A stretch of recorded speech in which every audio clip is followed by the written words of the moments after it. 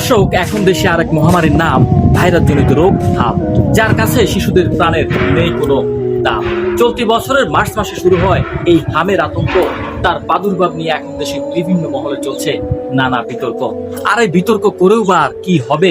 এদেশের স্বাস্থ্য ব্যবস্থা তো পূর্বের ন্যায় অধরাই পড়ে রবে। ইতিমধ্যে দেশের 58 জেলাতেই ছড়িয়ে পড়েছে এই প্যারামক্সি ভাইরাস, যাতে 400-রও বেশি শিশু কেড়ে নিয়েছে শেষ নিঃশ্বাস। এছাড়াও আক্রান্ত হয়ে হাসপাতালের বেডে কাতরাচ্ছে আরো প্রায় 1,500 শিশুর প্রাণ, যাতে প্রতিনিয়ত অসহ্য যন্ত্রণায় জীবন ফিরে পাবে কিনা তা নিয়ে রয়েছে সন্দিহান। আজ মায়ের কোল হচ্ছে খালি তাদের আর্তনাদে, ওই আকাশ হচ্ছে ভারী, অথচ পদে পদে কমিশন, বাণিজ্য ও লুটেরা চিন্তা করে আরে কোন দিকে গেলে একটু ধান্দা করতে পারি।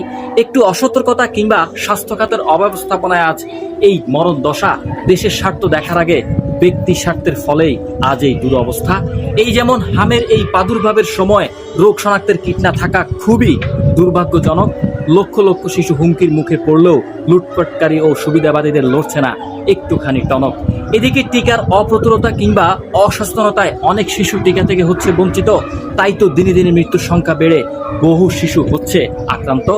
এখন যদি এসব সংকটের মোকাবেলা করা না যায়, তাহলে এই ভবিষ্যৎ প্রজন্মকে বাঁচানো হবে একেবারেই দায়।